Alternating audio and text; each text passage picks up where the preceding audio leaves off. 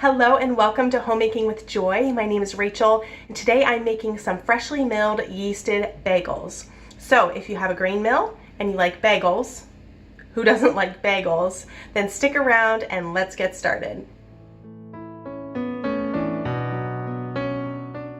I often like to use sourdough to raise my baked goods, but sometimes there just isn't time for the sourdough, so I'm not opposed to using the yeast.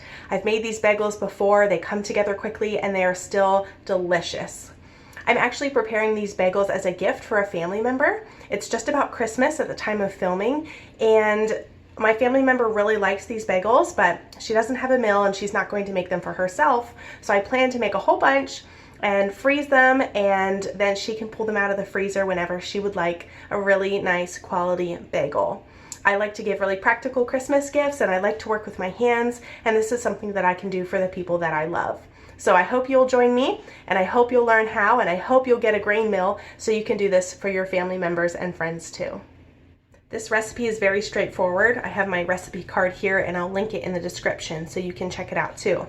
But basically you combine water, salt, sugar, freshly milled flour, and some yeast in a mixer, and then you mix it together. I'm pretty sure I can handle that. I often make this recipe with hard white wheat, but it would also work with hard red. I do believe I've tried that before and it works just fine. There's just a little bit of a different flavor profile. So whichever one you have or whichever one you like better, use that one.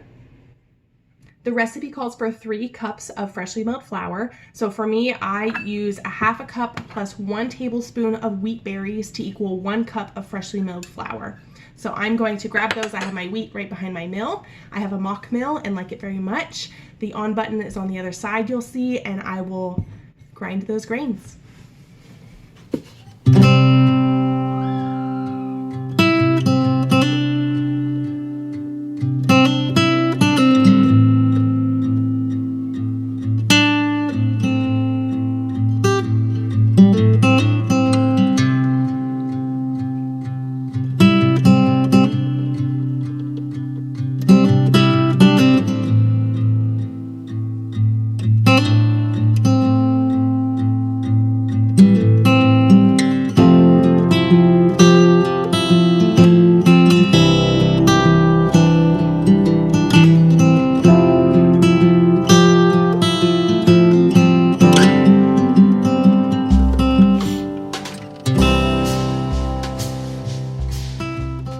My flour is done.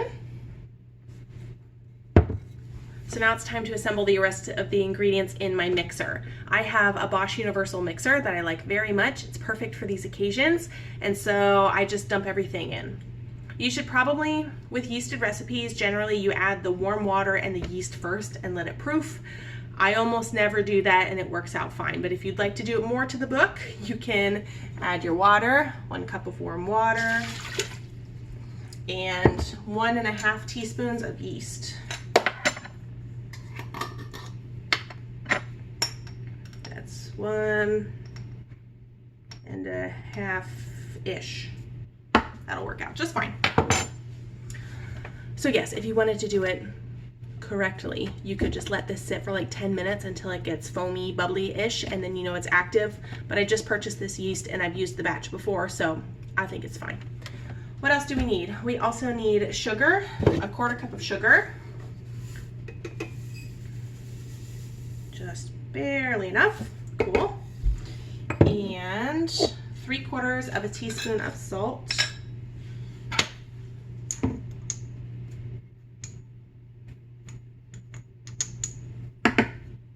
And I think that's it. Then it's just adding the flour in. So really, you can do this. You can totally do this.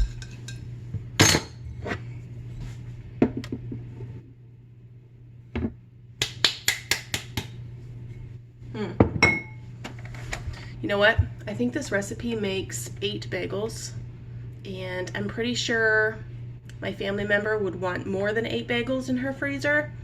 And I think actually I'm gonna make these for dinner too. They make fabulous egg sandwiches. So off camera, I'm gonna do all of that again and double this recipe in here because my Bosch can handle it. And then I'll be right back. We are back with a double batch of bagels in the mixer. And the only thing I'm going to do at this point is turn on the mixer for 15 to 30 seconds just to combine the ingredients. Working with freshly milled flour, it takes longer than all-purpose flour to absorb the liquid in the dough. So if you were just to turn this on and start mixing it and expect to get bagel dough consistency, you'd probably have to add more flour because the water isn't being absorbed as quickly.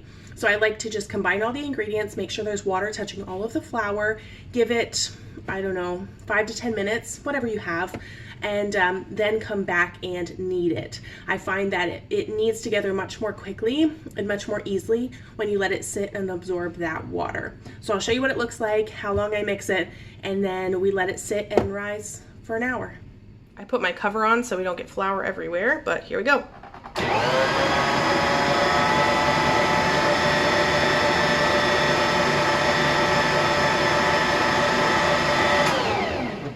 Let's check it out. So it's super shaggy, definitely not all mixed in. Let's go a little bit longer.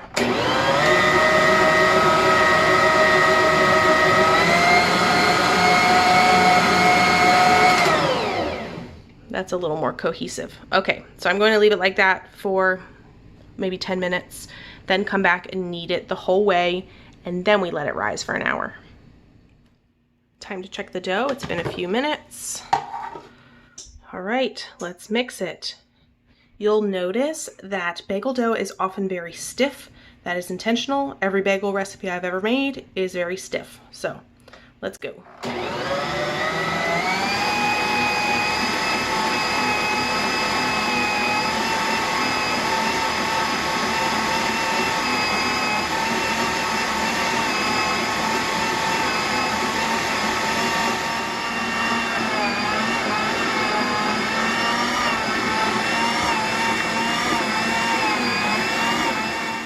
Couple of notes about getting your flour to water ratios correct in your baked goods. First, there might be a learning curve when the temperature changes. I had this happen to me this year. So when summer moved to winter, the humidity dropped a lot and then the heat kicked on, which dropped the humidity even more. And so my flour didn't absorb, excuse me, that was my oven beeping. Those are loaves of bread ready to go in. But when the humidity was lower, I needed a little bit more water in my bread doughs. But then I got in trouble because I added too much water. So when I just did my quick, like first 30-second mix, I would see some flour still on the bottom that didn't get absorbed or wasn't part of the main ball of dough. And so I added more water thinking that I needed that to get absorbed into the big ball of dough. I was wrong. I just needed to wait and knead it. So before you add more water, knead it for a couple of minutes and make sure that it does actually get absorbed. It does get combined into your dough. I'll also show a clip here. You can see that when I start kneading, there is dough stuck to the sides of the bowl. By the time I'm done kneading, there's nothing stuck to the side. Everything is clinging to that main dough ball, which means I know I have pretty good ratios. The last thing I do to check is once I'm done kneading it, I will check for the window pane test. The window pane test is when you grab a ball of dough and you stretch it, and ideally you'd be able to see light through it like a window pane without it ripping. This tells me that the gluten is developed. Gluten is a culinary term for the stretchy substance that forms when wheat flour is hydrated, and that's what makes my yeasted breads, doughs rise. It gives it the structure. And so as that yeast eats the flour and sugar, it creates gases. And then you need that wheat flour, the strength of the gluten to trap those air bubbles in there, those gas bubbles.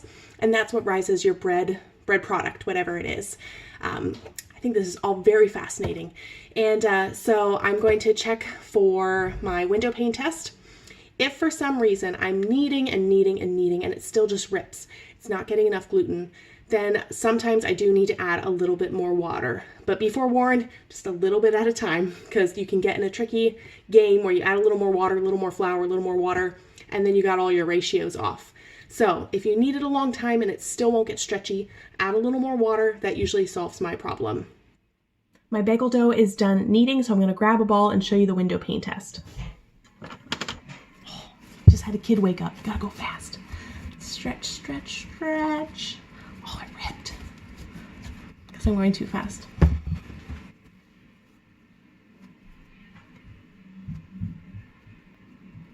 Okay. Can you see light through it? There's my finger. It's stretchy. All right, not the best example, but I gotta call it good because I got a kid out of bed. Be back in a bit.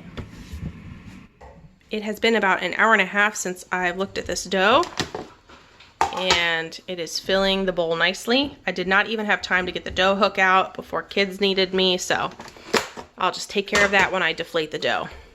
But that's ready to go, and I also have a pot of water getting hot on the stove so we can boil the bagels.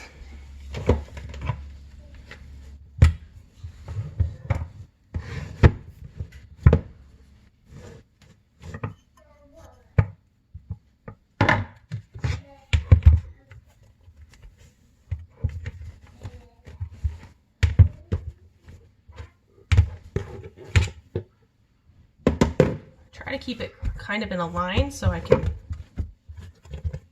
get even-sized bagels. Let's get all the dough out of here. And then this batch, because I did a double batch, will make 16 bagels. So this is about half, this is about half. Something I like about this recipe is that the bagels are not gigantic. So it's like a nicer serving size. That's not even. You're welcome to weigh these or like actually measure, but I don't bother. Okay, and then this one. They're all a little bit different, but they are homemade with love, so it does not matter if they're not the same size or they're a little bit lumpy because they're delicious. Okay, from here, I make them into a ball and then I poke the hole in the middle. So let me show you how. So a couple different techniques. You can pull down around the top to create some tension. And then you have kind of a seam here on the bottom. So I just pinch that and then stick my finger through the ugly spot. Then I kind of stretch it out a little bit. You can see how like this part's skinnier than this part. So sometimes I'll just roll it between my hands to kind of redistribute the dough. But again, don't worry too much. That's what my bagel looks like. And I will set it off to the side. These rest for 5 minutes and then go into the boiling water.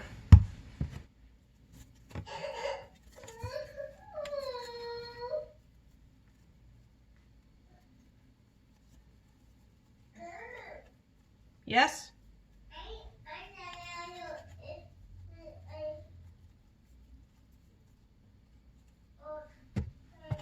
Your other technique option is to use the countertop to make it a ball. So I push on my palm, I pull it with my pinky, and then push with my thumb.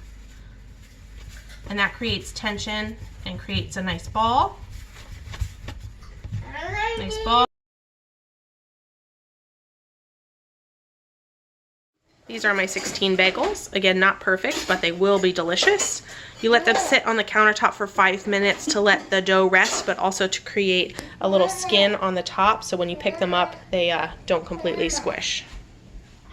My water is boiling. I'm going to add about a tablespoon of sugar to the water. Helps create a nice crust. I'm also going to set the oven to 375.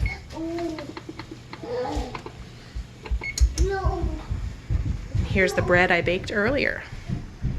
We are a bread factory here. It's time to boil some bagels. I have helpers in the background, so don't mind the noise. Grab a bagel, pop it in the water, and then keep going. Don't crowd the pot. They only boil for 30 seconds per side.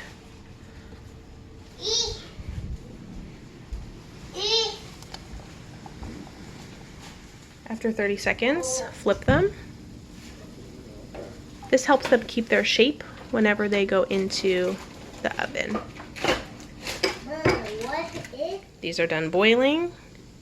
Take them out, put them on a baking sheet. Hello.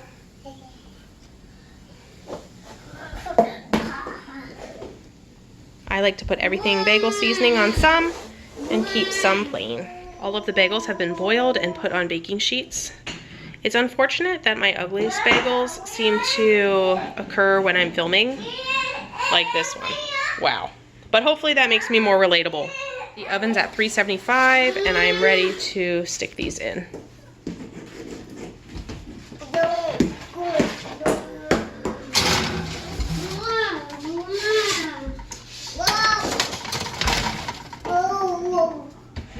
At this point, the bagels bake for 17 to 20 minutes according to the recipe. Mine goes more like 15 minutes because I have a hot oven. So I'm going to do those and go entertain the children since I've been pushing them off while making bagels. See you back in a bit. While the bagels are baking, I figured out what's for dinner. I tossed 6 eggs and some milk and seasonings in here, scrambled it up. I'll bake that when the bagels come out. We'll top our sandwiches with some cheese, and then I'll throw these pre-made hash browns in the oven too and cook those, and we are gonna call it a night. Large glass of milk, that's dinner. Bagels are done. Again, some of these are so ugly, but humbling. I'm gonna put this on the internet, so if your bagels look like this, you're doing a great job. If they look better, you're doing better than me. Now to get them off of here and onto some cooling racks so the bottoms don't burn. I'm not even going to wash this pan. I just have my hash browns. I'll put those on, grab my eggs, and stick them in the oven, which I can't do right now because I have a kid on my legs.